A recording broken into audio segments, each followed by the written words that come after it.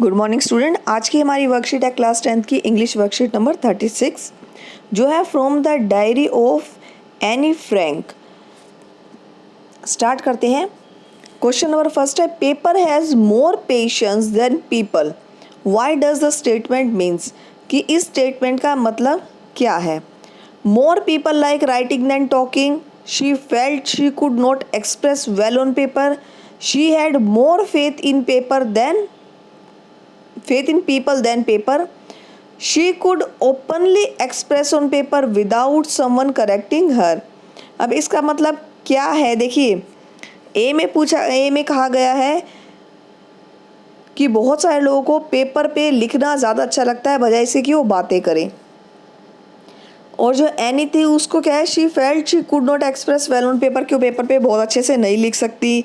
सी में कहा गया है उसे she had more faith in people than paper, कि उसे लोगों में बहुत विश्वास है पेपर के बजाय। और डी क्या है, she could openly express on paper, वो बहुत अच्छे से एक्सप्रेस कर सकती है अपनी बातों को पेपर पे, यानी कि अपनी डायरी में लिख सकती है विदाउट समवन करेक्टिंग हर, बिना उसे कोई करेक्ट करे। देखिए इसमें क्या है, एनी को ये वो अपनी फीलिंग्स लिख रही है, किसी और के साथ वो शेयर ही नहीं करी, लोगों का उसमें क्या है कोई ओपिनियन ही नहीं आ रहा है कि वो उसे करेक्ट करें। तो हमारा डी ऑप्शन बिल्कुल करेक्ट है इसके अंदर। सेकंड क्वेश्चन है, Anne tried to convince Mr Keesing with what argument. अब मिस्टर केसिंग थे क्या कहे, रिपीटेडली उसको वार्न करते हैं कि वो क्या है बहुत टॉक एक्टिव है, बहुत बातें करती है। तो उनके साथ उसकी जो आर्ग्यूमेंट होती है, तर्क वितर्क होता है, वो क्या था। Argument with teacher is good. Argument देखिए तर्क वितर्क करते हैं अपने टीचर के साथ, तो वो अच्छी बात नहीं है, तो ये गलत है। B right to be talkative as class is not a library. देखिए अगर लाइब्रेरी में बात करना मना होता है कि वहाँ पे क्या करना है, बातें नहीं करनी, तो क्लास में भी जिस टाइम आपके टीचर्स आपको पढ़ा रहे होते हैं तो वो भी क्या है, राइट नहीं है कि आप वहाँ पे क्या करें, बातें करें। Inherited this trade from her mother, वो क्या आर्ग्यूमेंट देती है कि भाई ये जो टॉक एक्टिव है यानी कि इतना बोलती है, वो ये गुण, ये जो ट्रेट है, ये गुण कहाँ से मिले, अपनी मदर से मिले हैं। हम बोलते हैं ना कि हमारे क्या है कुछ गुण हमारे अंदर क्या होते हैं, हमारे पेरेंट्स से ही आ जाते हैं। यानी कि हम बहुत सारे बच्चे ऐसे होते हैं इंट्रोवर्ट होते हैं, अपनी बातें नहीं बताते किसी को भी। यहाँ पे जो क्या है वो आर्ग्यूमेंट करती है अपनी टीचर के साथ कि ये जो मेरे में गुण है, मैं इतना बोलती हूँ, वो किससे मिले, मुझे अपनी मदर से मिले हैं।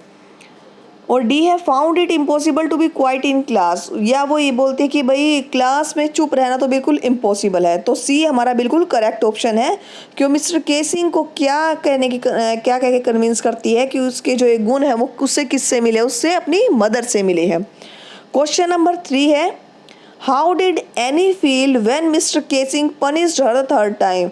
मिस्टर केसिंग क्या करते हैं, उसे बार बार रिपीटेडली उसको वार्न करते हैं और लास्ट में क्या है, थर्ड टाइम उसको पनिशमेंट देते हैं। तो पनिशमेंट क्या थी, A was not happy to write 3 essay on the same topic, यानी कि जिस चीज़ पे वो बता रहे हैं तो उस पे उसे क्या करना है, ऐसे लिखना है 3 टाइम्स।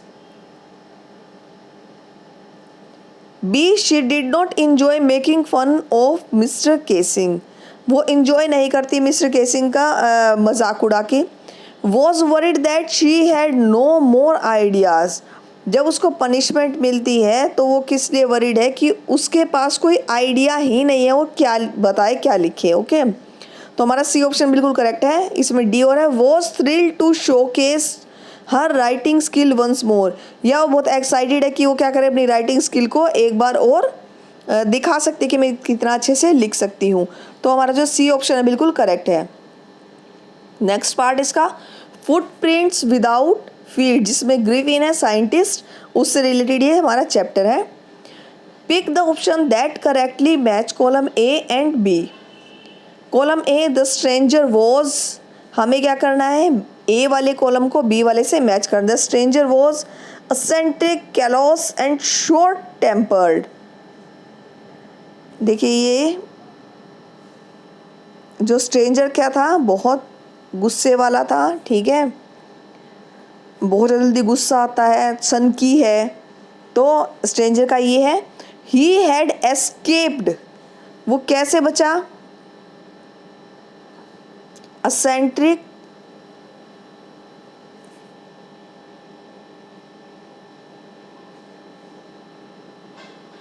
ये फर्स्ट का है हमारा।